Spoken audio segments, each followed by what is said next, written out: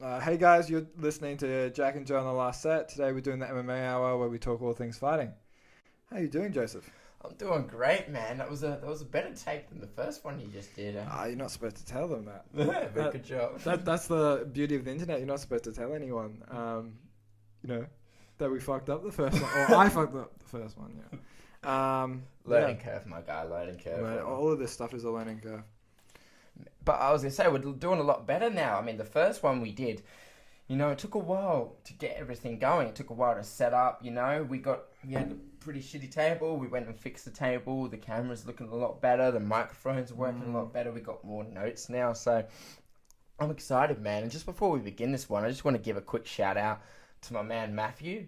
Now when I was in IKEA the other day, Matthew literally just came up to me, and he's an old friend who I've known for some time. He's hustling in IKEA right now, and he's also working on his music. So Matthew, watching, man, shout out to you, man. You keep grinding on your music, buddy. Okay, so we were watching the co-main and the main event today. Mike Perry versus Mickey Gall. What do you think? Okay, first of all, Mike Perry looks so much better without his coaches. He seems to be like, they get in the way. He said before, whenever they say, like, move out and move away, he's like, what did you think? Oh, you thought, I never thought of that before. Oh, no, because I don't think he likes having a coach. He's very much like that kind of lone soldier. He kind of wants to do his own thing. He doesn't want any input from coaches.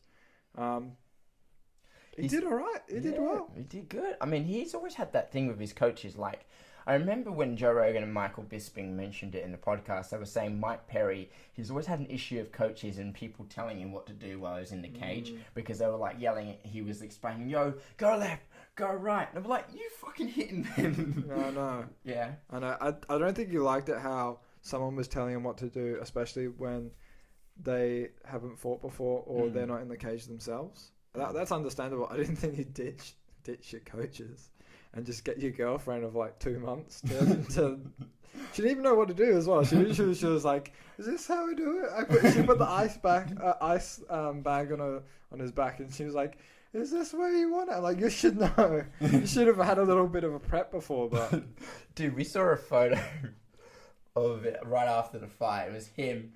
And she was holding up pads for Mike Perry. Yeah, what did I say? I said it looks like a kid holding pads for his dad. She was so tiny. Yeah. She was having her pads all the way. She's like 4 foot nothing. So we watched Mike Perry versus Mickey Gall, absolute war, just like great. The fight afterwards. Must say though, Mickey Gall, he grabbed the fence. So he grabbed the fence in round 1.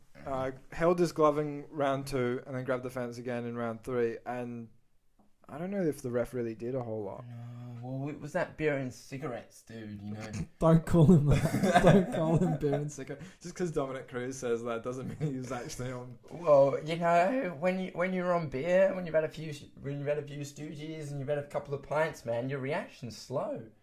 You know what I mean? I don't think he did that. Cognitively, I don't think he did anything. I don't think he had anything beforehand. They didn't really speak about it that much afterwards, but I so doubt he had anything in his system. I so doubt that. I think he was just upset. Yeah, Dominic Cruz was probably sitting there behind the mic thinking to himself. Because he was commentating, and he was like looking. I could imagine him just like behind just trying to control himself. Yeah. But. Like, looking at the actual fight, I was really proud with the way that Mike Perry fought. He had really good takedown defense. Like, he's learned. Mike Perry, he's coming off a couple of losses via submission. Not to forget, he busted his nose in one of his recent fights. Yeah, his nose went into, like, a right angle. It was like... well, he got submitted...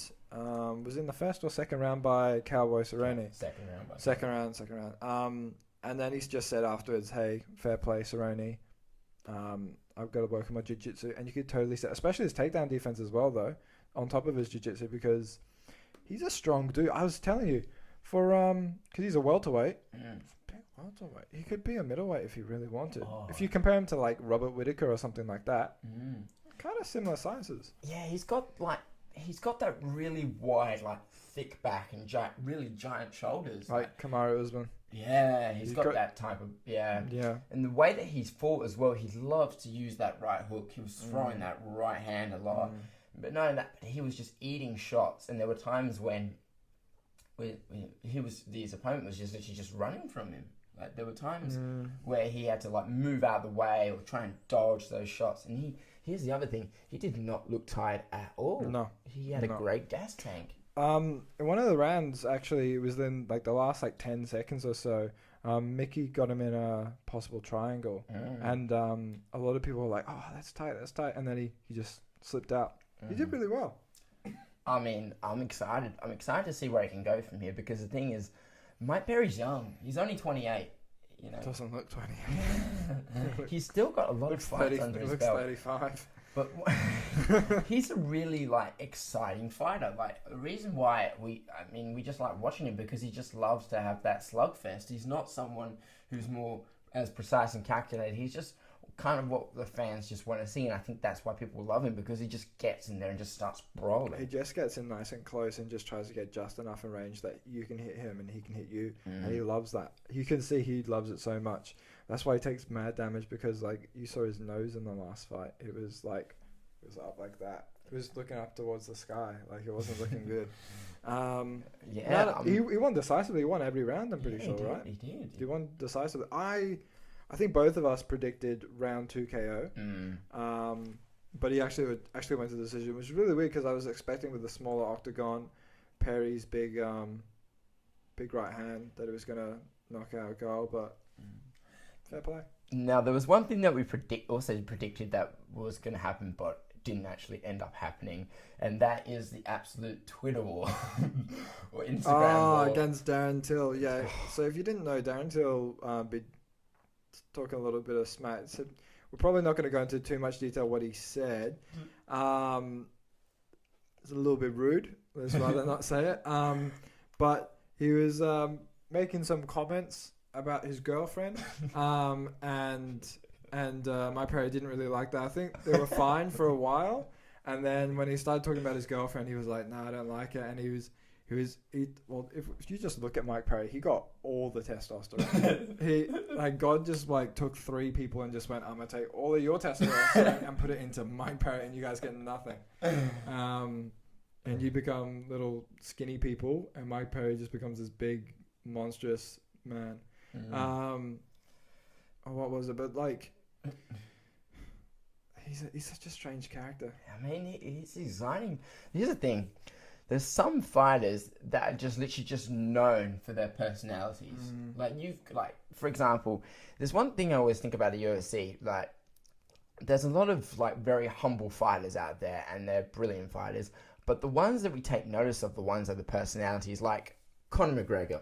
Okay, so the biggest thing about Conor McGregor is that people argue, has he had an easy run? Is he really as good as he is cracked up to be? Because let's look at some of the facts. You know, some of his fights were just completely one-sided. Dustin Poirier, he fought him when he was young. You know, Max Holloway. Poirier had been around for a while. Yeah. Poirier had still been around for a while. Okay. Well, he fought Max Holloway when he was young. He called that an easy fight.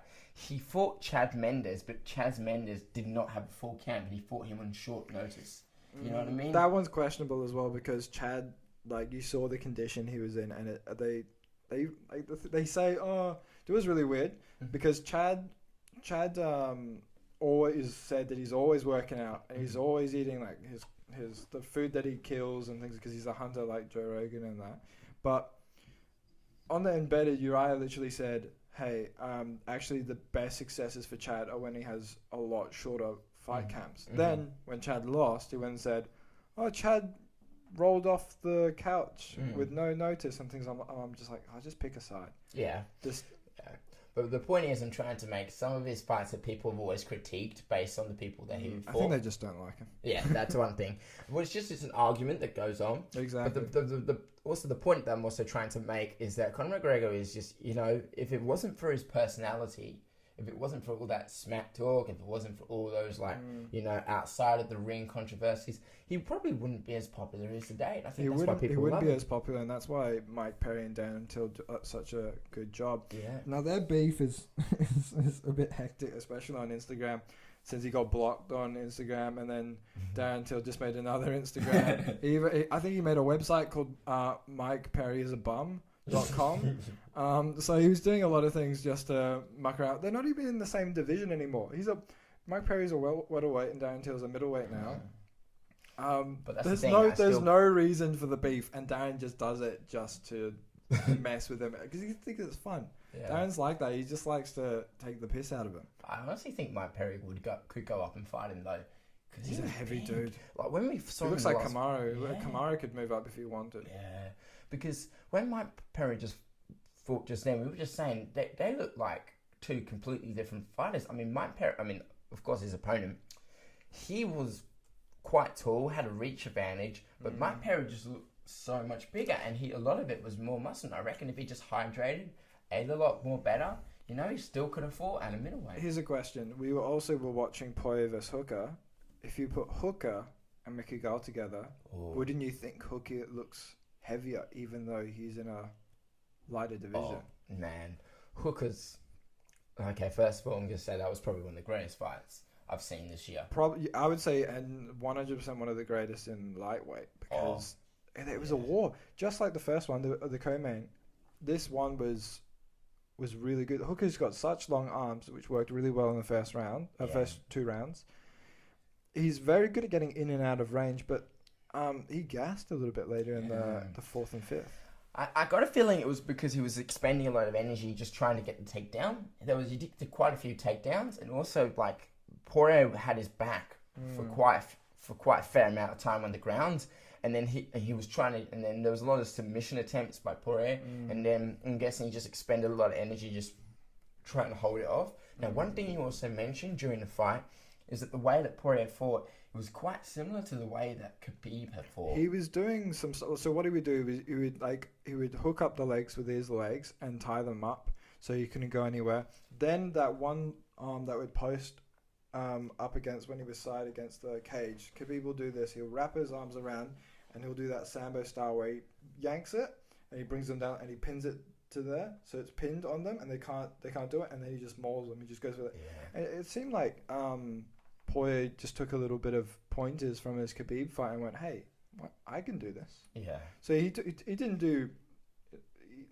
He's not a copycat. He used something that was really effective. That's obviously working in the lightweight division, and it worked really well. I was going to bring up this though. Hooker could not stop kicking Poirier in the groin. He did it twice. Within 10 seconds, he went and kicked him in, and then he was like, "Oh, sorry," and then he was like, "I guess I missed. I'm gonna kick you in the groin again." Hit him in the groin. And Poirier took it. He's got a sack of steel, my guy. Oh, whoever makes those cups, well done. They make good stuff. Because he just waved it up like it was nothing. But it was a proper kick. It was a proper kick to the inside thigh, and he just went bang. And then 10 seconds later, got kicked in there again. He was like, he literally went, "Oh, come on, man. 10 seconds ago, you just kicked me in the groin." You were like, "Oh, bet I'll do it again." Yeah. I mean, not even that, but like, there was a photo we literally just saw just before we started rolling the cameras that Dustin Poirier is in the back of a paramedic saying 25 minutes paid in full. Like, here's the thing, man. We were also discussing earlier on, and we also discussed on the last podcast, which you guys should check out, by the way, about pay when it comes to fighters. Like, these guys, the amount of damage they are sustaining in 25 minutes. Like, I mean, hats off to all combat sports, but when you fight in the UFC, you're getting punched in the face by 4-ounce gloves. You're getting mold slammed on the ground. You're bleeding from the eyes, and then you think you've got bad cuts. The cuts are the worst because those are the ones that really take the time to heal. Yeah, and then you end up in the back of the paramedic. I'm like, yeah, they should get paid a little bit more. You know what I mean?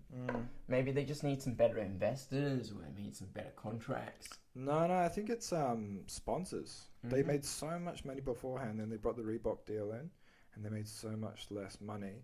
And now the Reebok deal is going up this year, I think. Either this year or the start of next year, that deal is going off. And I'm predicting they're not renewing the Reebok deal. I think they'll go with Nike or Under Armour or something like that. Under Armour would be a really, really good deal. Even Onnit or Onyx or something like that. Those ones that make the different MMA gloves and that Justin Gaethje's coach does. That would be brilliant. So to talk about the Poirier and Hooker fight, spoiler alert, Poirier won, as you can imagine. By decision. By decision. We called it on Verdict MMA as well, so got a few points there. I didn't expect it to be such a war. I was expecting Poirier to dominate Dan a lot more. There was a lot of close range fighting. Basically, there were times when it was like fighting in a police box, in a telephone box. Yeah. Yeah, I mean, like there were times where Hooker, he would like get Dustin right up against the cage and just unload like an 8 or I think I was counting like an 8 or 9 punch combination, and then Poirier would just come back with just throwing like these mad hooks, and then it was good. And then by the end of the second round, we were like, Jesus Christ, like both fighters were literally bleeding from cuts at the cheeks. I think we went and recorded as round 1 and 2 went to the Hangman, and round 3, 4, and 5 went to Diamond Poirier. So many punches were thrown, so many. Yeah. It was a really good fight. It was just unfortunate. Even in round 5, Hooker went and hit him in the groin again. Hit him in the groin again. He was like, oh, seriously, for fuck's sake, stop hitting me in the groin. Well, one thing we also noticed now is that Dustin Poirier, he'll probably go up in the rankings. Yeah. What was Dan Hooker? Dan Hooker was 5 on the rankings. What's Poirier, number 3? Poirier was 3. So I reckon because Tony lost the last... He might go above Tony. Yeah. But he won't go above Justin. Yeah, and I think... Yeah, but the thing is, it's weird because in the rankings, Conor McGregor is still 4th, and he's not fought in lightweight in years. He shouldn't. I think the only reason he was still in there was because Cowboy has been a lightweight and a welterweight, but I don't really see why it should be that. I thought that was such a good fight. Poirier versus Hooker? Such a good fight. Definitely, it's money's worth. I mean, 100%. That was so good. I mean, there were heaps of like fighters in the comment on tweeting about it, like saying fight of the year. But they usually do that when they have a war. But still, I believe it's probably one of the most exciting fights we've had this year. I'm thinking about right now, like, what is next for Dan Hooker? Because Dan Hooker has fought Paul Felder, and he beat him, which was quite close, we'd argue. I mean, it's okay with the decision that went with his last fight. I still think Felder won. So he fought, and I don't think there's any chance of him fighting Conor McGregor. He just fought Dustin. Now, number 2 is Tony. I reckon Dan Hooker versus Tony would be such a good fight. Yeah, because both have like a very close range fighting ability. You know, they like to fight. I think there would be a big difference in height. Yeah, I think there would be a big difference in reach. Not even that, but like Tony has such a weird body. Like he's so skinny. When we look at Dan, he's gigantic. Hooker's like it's like David versus Goliath. Yeah, I think so.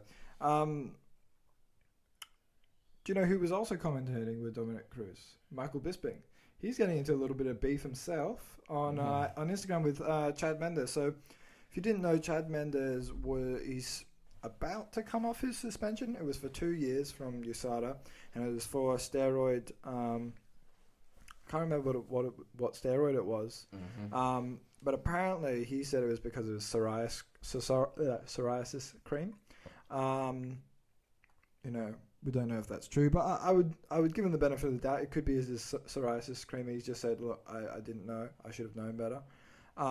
Weird that USADA picked that up anyway, but Michael Bisping was getting a bit of beef with him because he said, you know, you're a stupid steroid monkey. And Chad said, you know, just called them out on Instagram and was just like, hey, you know, don't talk to me like that. And he said, I saw he wanted to fight Michael Bisping.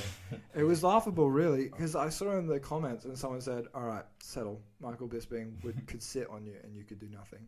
And he was like, hey, that's the coward mentality that, you know, no one's too big. I'm like, well, I don't know. If you think about the attitude of Michael Bisping, he's been fighting guys who are like basically on steroids his whole life. He even said like on the Joe Rogan podcast, like, dude, everybody's on steroids. Well, if you think about it, he juiced up Vitor Belfort. And that's one of the first things that started messing around his eye. Yes. Vitor's eye was his roundhouse to the temple. Not even that, he fought, I think, Dan Henderson when he was on TRT. Was he on TRT as well? I believe he was on TRT. That was when they allowed it at that point, Yeah. I think. So there was a time in the UFC where basically what they would do is that they would allow fighters to compete on testosterone replacement therapy because it was quite new. And they believe because it was passed off as like a legit medical condition. But the thing is, like, it's not hard to get onto testosterone replacement therapy. You know? Not at all. So that's just one of the cases. So you can sort of understand where Michael Bisping is coming from, considering he lost an eye for the whole sport. He hates all of these steroid cheating dudes because a lot of his injuries, especially with the ones he's living with right now for the rest of his life, came from these juiced up steroid monkeys. Here's the biggest excuse when it comes to steroids in UFC. Basically, they say it's a tainted supplement. I'm not sure I believe that. I believe that to a degree because I think some of those companies are still allowed to make SARMs, and that's the only way, because they usually test for ostarine, which is a selective androgen receptor blocker that is to do with SARMs. Yeah, it's just not that. It's just like, it's also, there's some guys who they just take stuff and they get caught because now with the USADA testing, it is like so strong that it literally just finds like a minimal, like what happened with John Jones.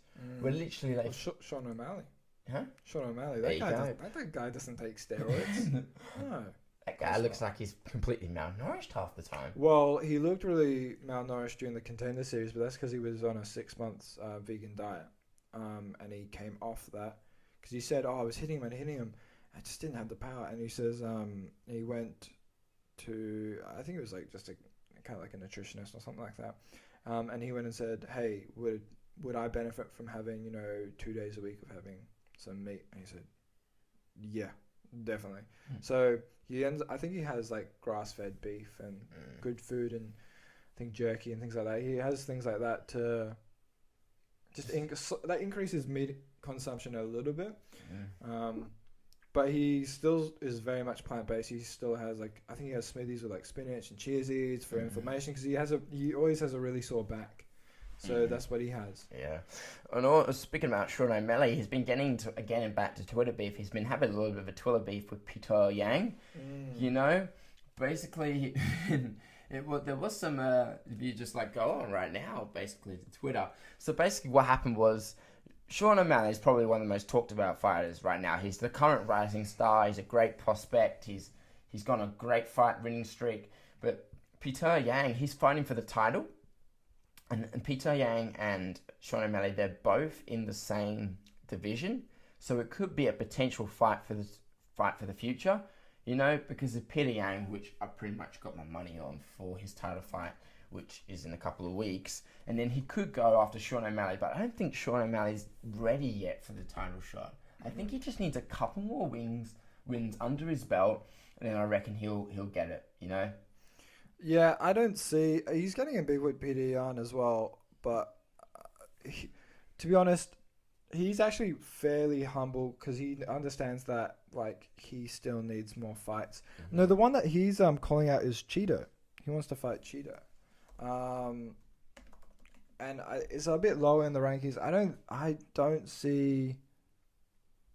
I don't see him wanting to move up that quickly to somewhere near a title shot. Yeah, he's been a little bit more patient considering he took 2 years off the sport. You know what I mean? Then he came back. Now he's doing a lot more, and now he's getting back into the swing of things, and he's building up a bit of a rep. And I think he potentially is a threat in the future, but just not now. I'd say give it another year at least. Yeah, I know that he's trying to get a fight with Marlon Vera. Who's 15-6. So before he fought, do you remember that Overeem versus Harris? Yeah. And he was fighting Yadong Song.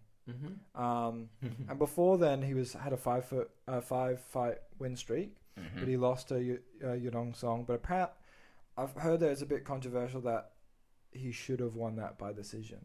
So, because I think Marlon Vera was the guy that Uriah Faber was possibly going to sub for because we weren't sure if he was going to make it or not.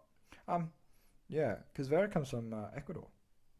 He does, yeah. There's not very many like Ecuadorian UFC fighters, I don't think. No, there's not. I mean, that could be potentially a pretty interesting fight in the future. I mean, but we just got to see where it goes. But, you know, I mean, there's a lot of great fights coming up, you know. And throughout this whole thing, UFC has just stayed strong throughout this whole COVID-19. In Australia, basically, COVID-19 is everything's going back to normal.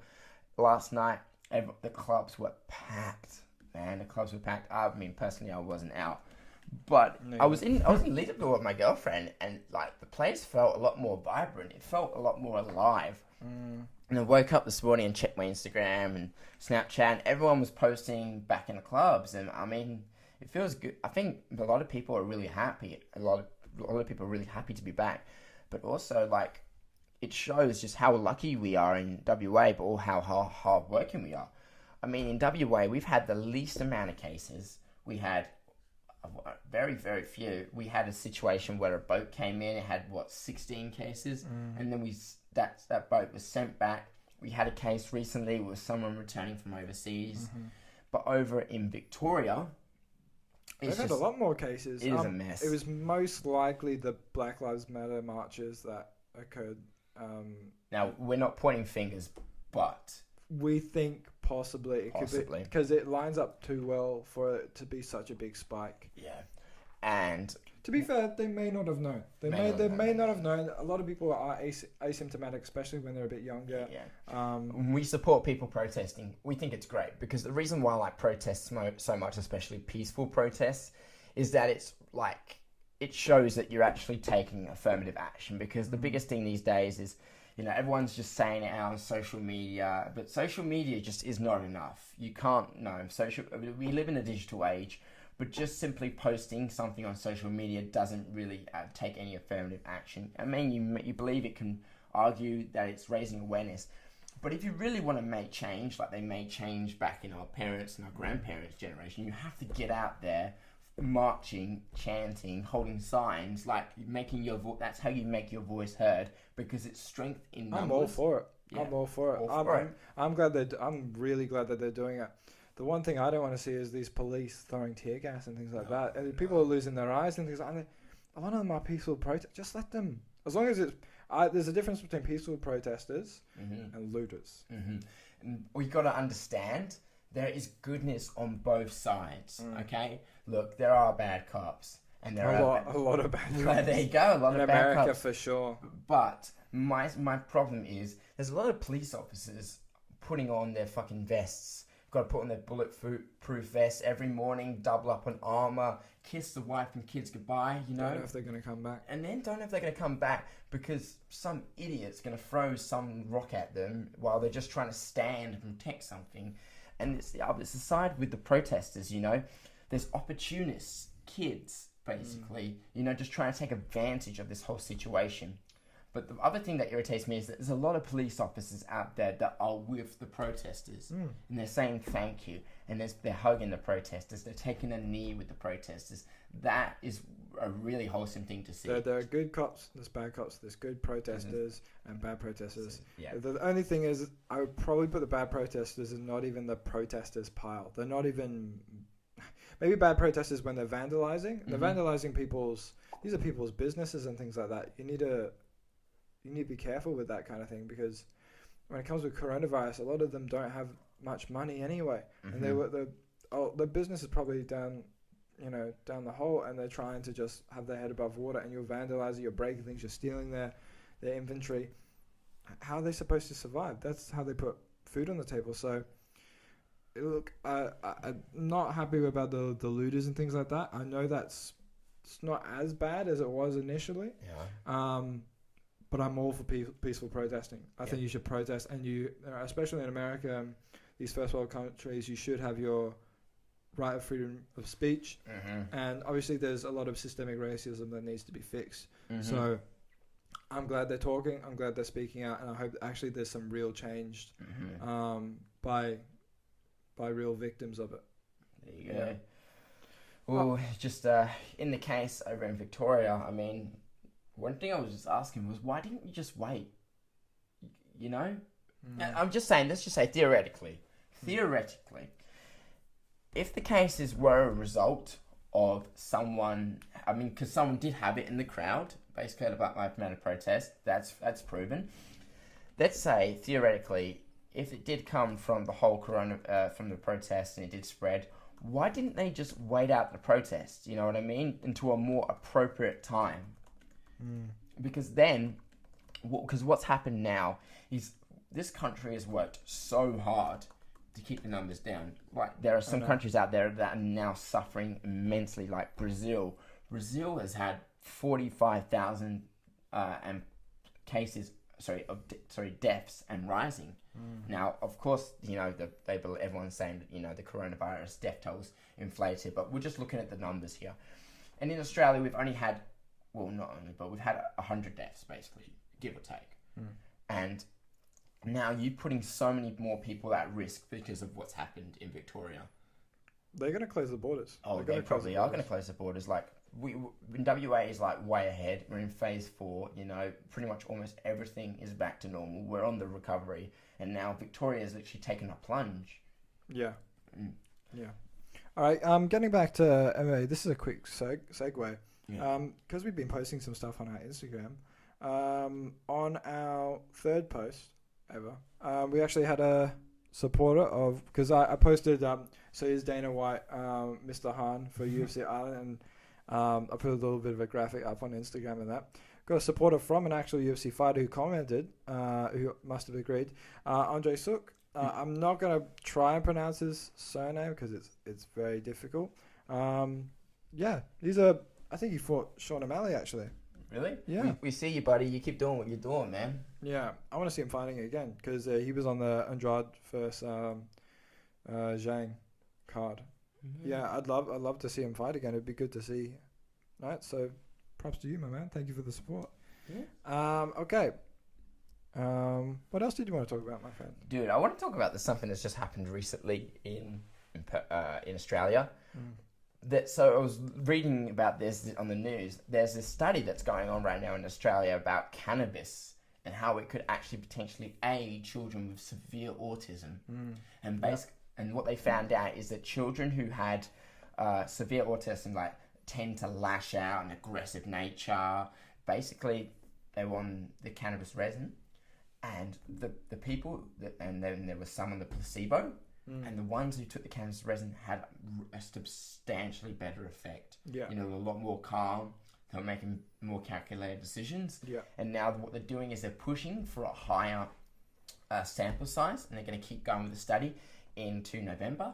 And I thought to myself, well, what does this mean for us? I mean, because in Australia, marijuana CBD is now legal.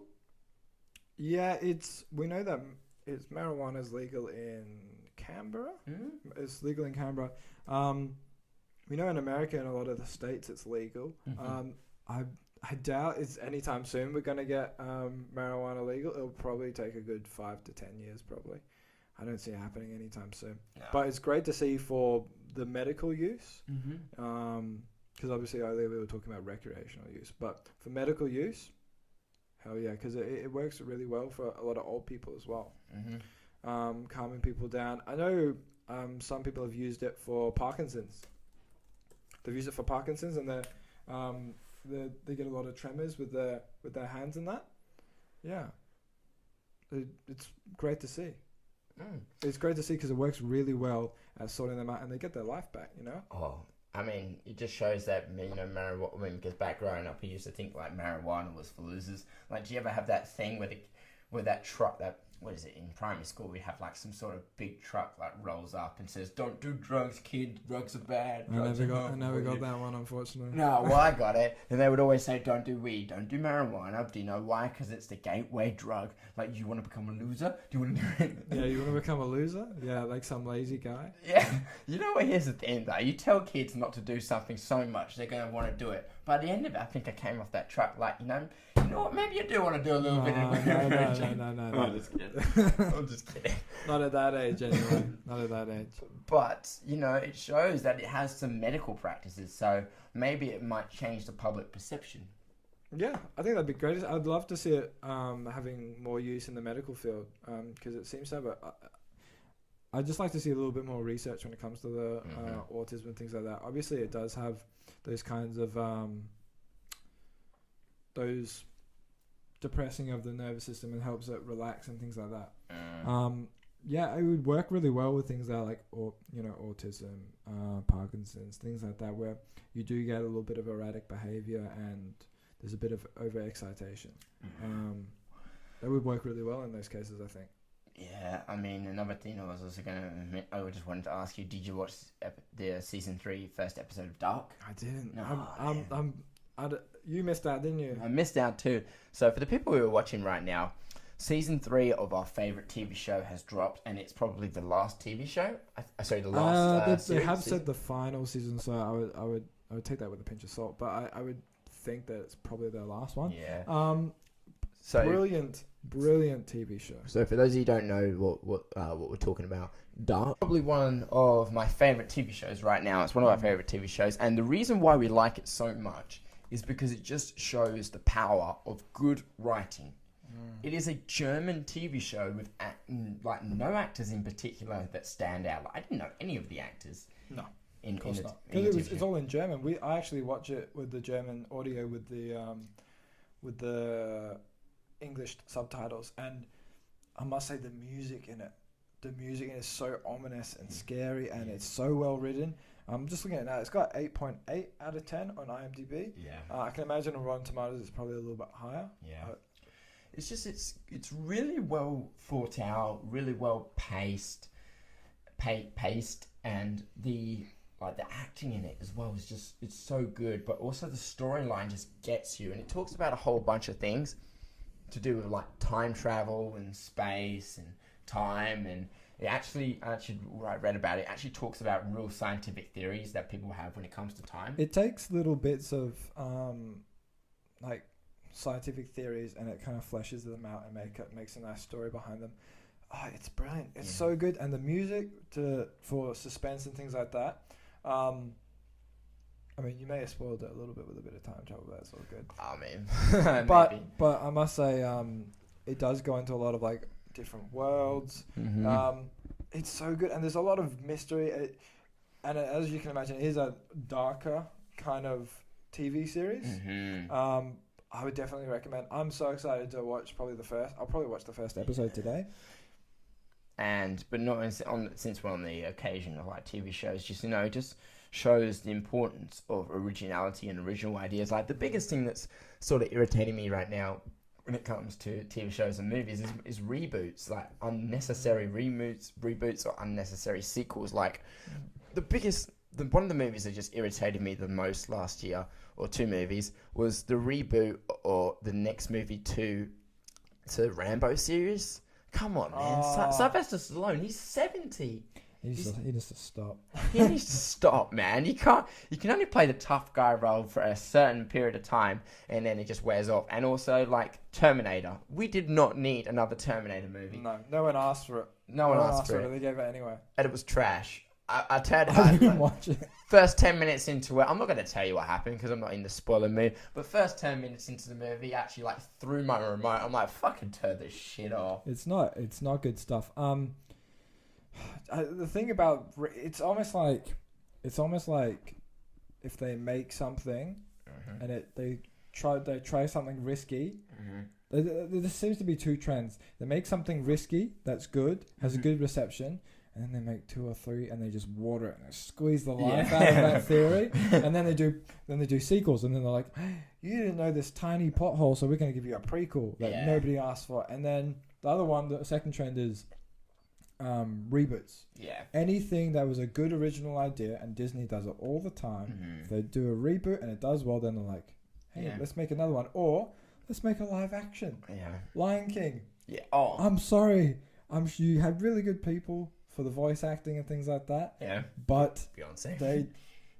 But nobody asked for it. And it's a shot for shot. Yeah. Don't mess with me, Lion King. That was part of my childhood. Don't mess with it. Yeah. It's good. Don't make it a live action. I didn't ask for it. They did it. Didn't they do it with was it Tarzan or something? Yeah. Or was no. Yeah. What was it? What's the one where it's like the bear and Mowgli? What is it? What's that called? Jungle Book. Jungle Book. They did the same thing with Jungle Book. I don't want to see it. I'm sorry. I don't want to see it. I'm sure they would just make money off a lot of kids. They're like, ooh, but like there's not. It's all shot for shot stuff. There's no difference. Well, one of the biggest things that's going on right now is no one really wants to go to the movies much anymore. Everyone's watching, like Netflix or all the streaming sites. Like, there's so many. They're the ones that made the most of like COVID. Amazon Prime, Stan, Disney Plus. What's another one? Apple, Hulu. There's so many. See, this is the thing I got to ask you, because now in the digital age, we have so many TV shows. Like, how many episodes can you watch before you realize, I'm going to stick to it? For me, I feel like I need to go at least 2-3 episodes, but the pilot's got to be good, man. Like, the pilot's got to grab me, you know what I mean? Yeah, especially when it's a bit of a different kind of TV show. I can usually tell by the first one. Yeah. I can usually tell by the first one if it's like, I would say maybe two episodes is as much as it takes. Mm-hmm. One probably, minimum. Mm-hmm. 2 probably max. Because if I have to see half the series and when it's just getting good, Mm-hmm. I don't want to see it. Yeah. The other thing I was going to also mention is like, there's some TV shows out there that, they start really, really good, and then at some point they just fly off the radar. Like, for me, my girlfriend just got me watching Prison Break just recently. Prison Break for the 2 actors from the Flash TV show. Yeah. So Prison Break season 1 is killer. Like, it could not have been a better season. Like, the pacing was done so well, and this TV show came out quite some time ago. But then it gets to season 3, and it just does not stick the landing, and it's just there's like episodes where you're like, oh, okay, come on, and there was some, there's some plot holes, and then there was some like they went back on some ideas, but it was built around this whole idea of breaking out of prison, right? Like, something needs to happen, you know what I mean?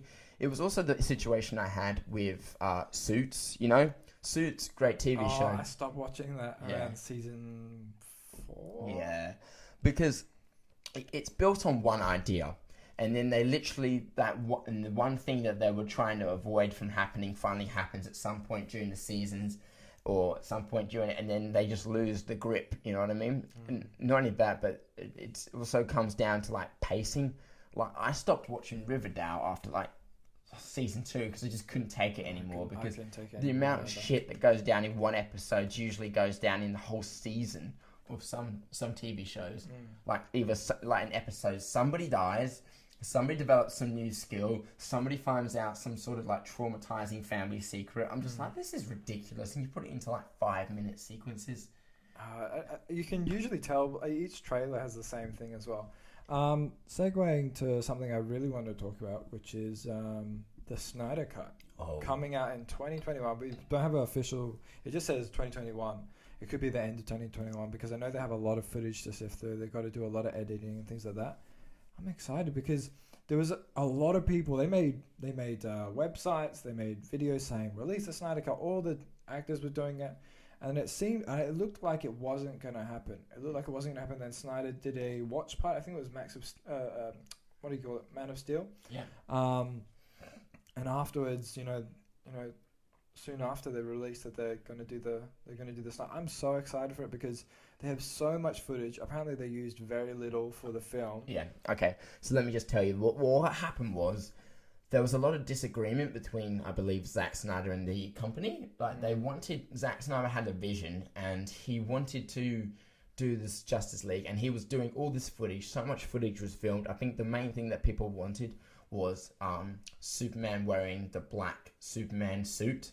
Like it does in the comics, because the biggest issue with Batman vs Superman, that it was a clash of 2 very, very popular comics from 2 different timelines. One was Superman Doomsday comic and a Batman comic. I can't remember what it was called. I'll have to find out. But the reason why it was so good, but the reason why, it was so heavily criticized is because they just tried to take points from two different comics and they just did not blend. And it was too mashed together. Didn't blend either. Also, there was that other director that went and did his own kind of way. He tried to do his own thing, whereas it was originally Snyder's film, I believe.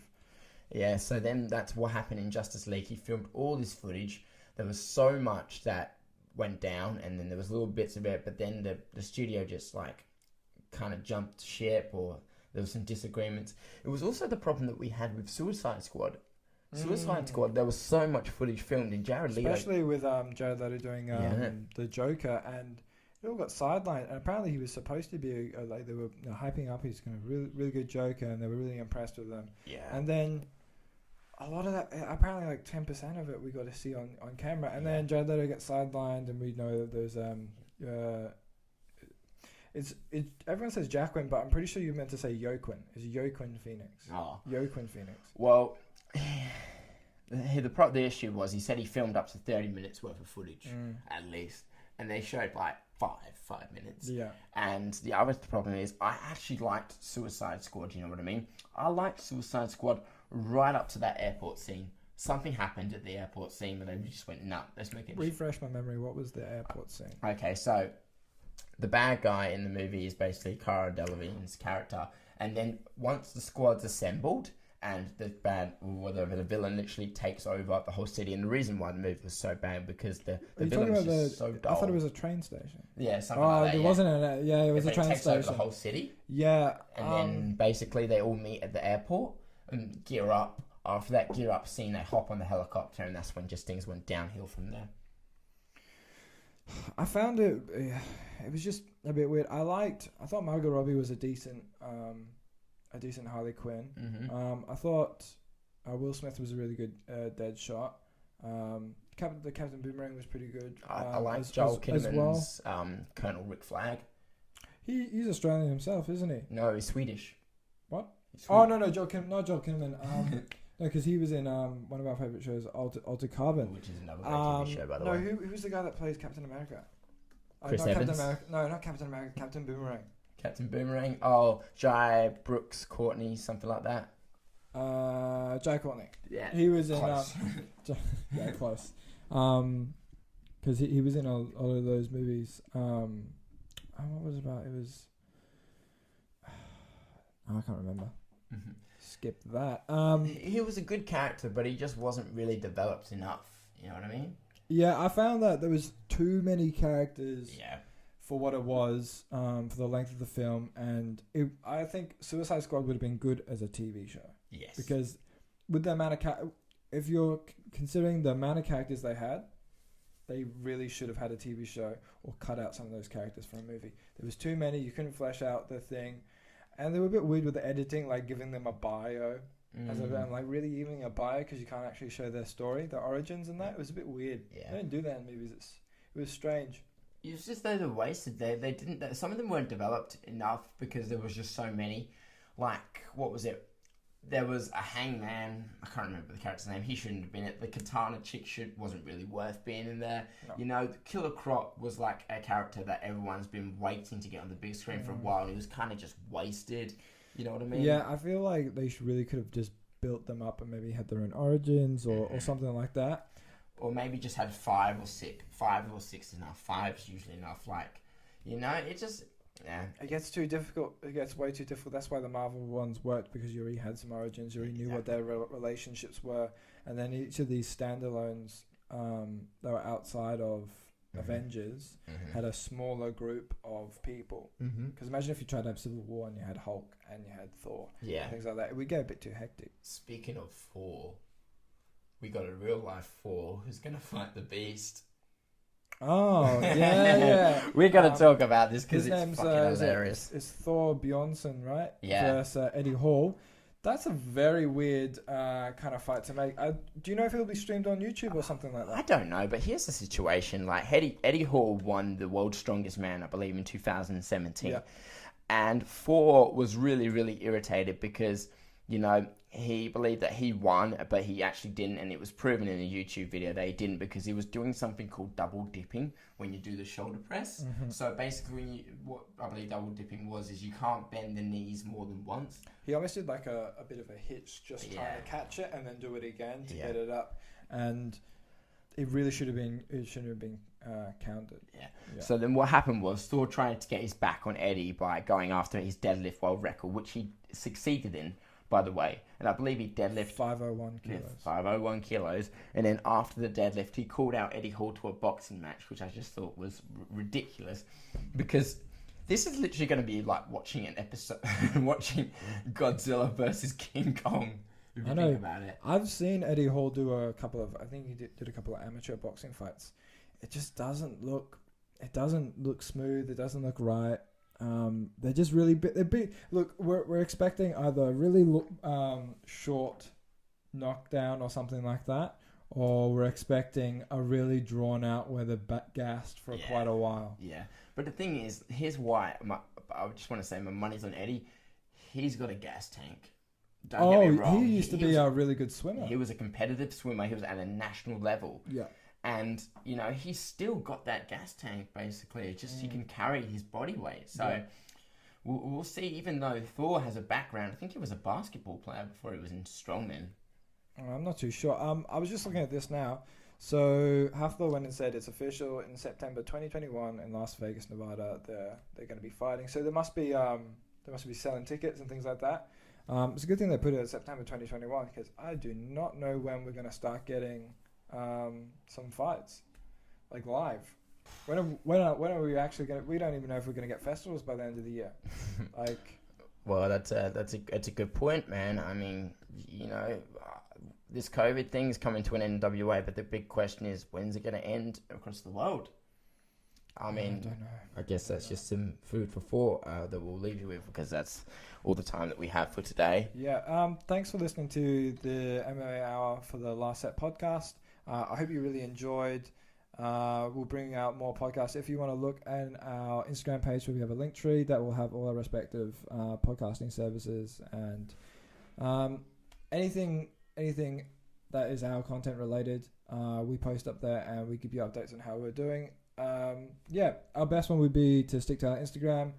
And if you can give us on our YouTube, a like, subscribe, keep those notifications on so you can see when we post a new video. So thanks for take care, guys. We'll see you soon. Thanks for that. Bye. Peace.